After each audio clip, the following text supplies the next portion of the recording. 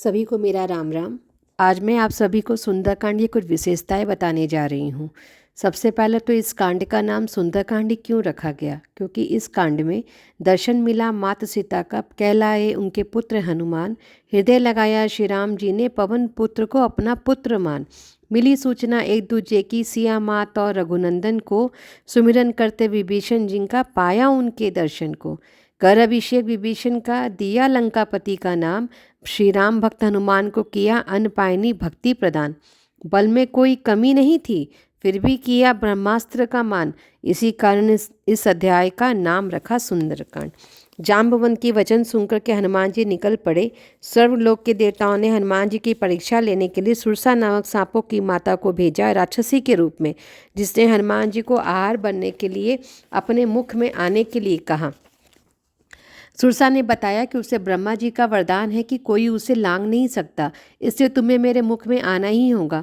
अगर तुम मुख में आकर वापस निकल गए तो तुम चले जाना।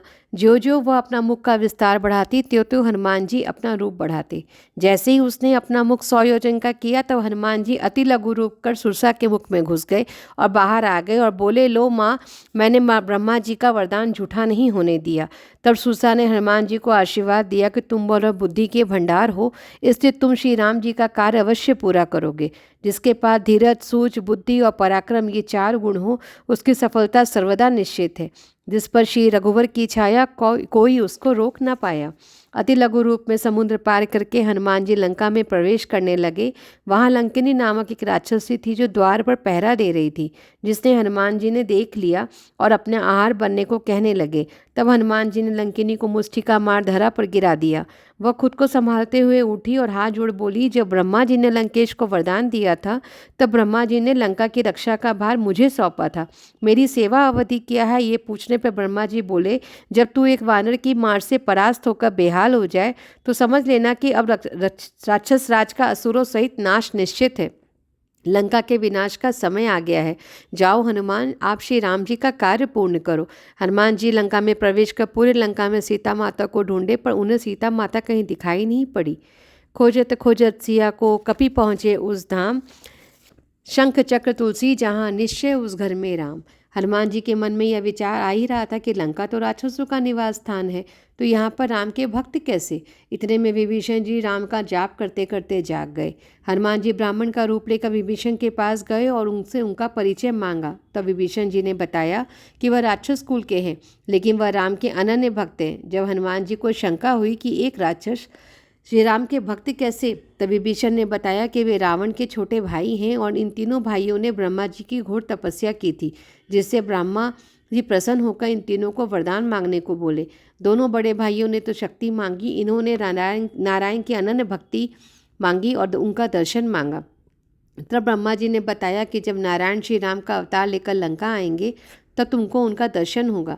तब से मैं उनकी प्रतीक्षा में राम का जाप कर रहा हूँ। हनुमान जी ने उनको अपने आने का सारा प्रयोजन बताया और विभीषण जी ने उनको सीता माता की व्यथा और पता बताया। तब हनुमान जी अशोक वाटिका पहुँचे जहाँ उन्होंने सीता माता को देखा उसी समय रावण वहाँ पर सधज कर आया हुआ है और सीता जी से कह रहा है कि मैं सभी रानियों को तुम्हारी दासी बना दूंगा, तुम बस एक बार मेरी ओर देखो। रावण का ऐसा शब्द सुनकर सीता माता श्री राम जी को याद करके तिनके की आड़ में कहने लगी, मैं सिर्फ श्री राम जी की हूँ, उनके अलावा मैं किसी की और देखूंगी भी नहीं।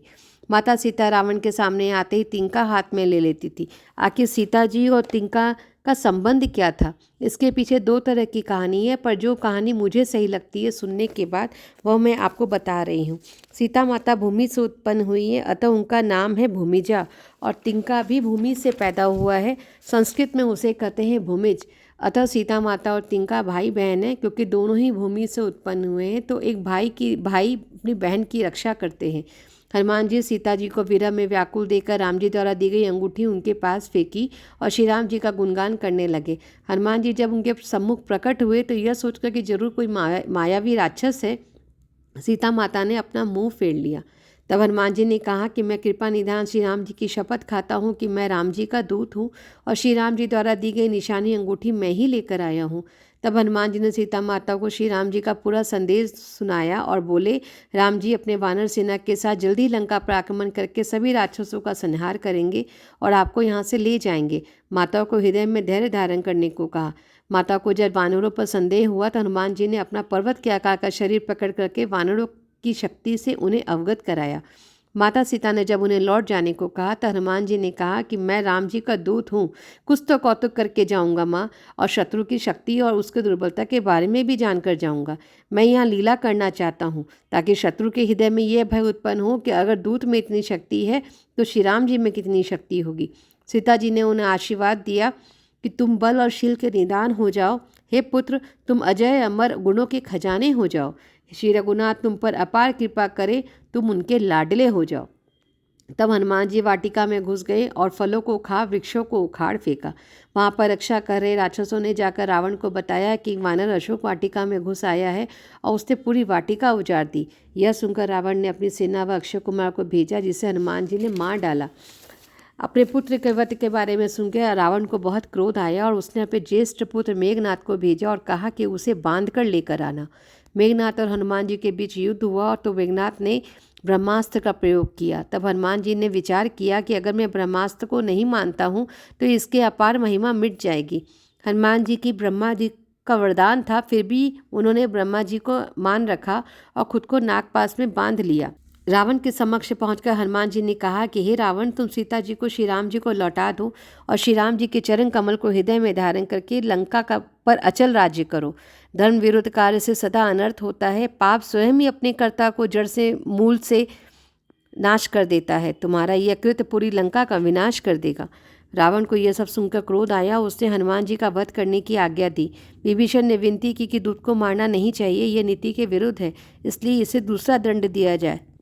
तो रावण ने आज्ञा दी कि हनुमान जी की पूंछ पर कपड़ा लपेट के तेल में डुबो, उसमें आग लगा दो। हनुमान जी ने ऐसा खेल किया कि पूंछ लंबी होती चलेगी। सब नगरवासी वहां आ गए। हनुमान जी की पूंछ में आग लगा दी। अग्नि को देखते ही हनुमान जी ने तुरंत अपना रूप छोटा सा कर लिया और सोने की अटरियों पर छलांग मारते हुए देखते ही देखते उन्होंने पूरी लंका जला दी, पर विभीषण का घर नहीं जलाया। उसके बाद पूंछ की आग बुझाकर माता सीता से जाने की आज्ञा लेने गए। सीता जी ने उन्हें निशानी बतौर अपनी चूड़ामणि दी। हनुमान जी जब समुद्र लांग वापस आए तो उनके प्रसन्न मुख और शरीर के तेज को देखकर सभी वानर हर्षित हो गए और समझ गए कि हनुमान जी श्री राम जी का कार्य करके आए हैं। हनुमान जी ने श्री राम जी को जानकी मैया के चूड़ामणि दी और राम जी ने हनुमान जी को पुत्र समान गले लगा लिया। मैं जगत ईश्वर मर्यादा पुरुषोत्तम समस्त पापों को हरने वाले गुणों और करुणा के खान श्री राम जी की वंदना करती हूँ। हे प्रभु श्री राम, मुझे अपनी निर्भय भक्ति देने की कृपा करें। जय श्री राम।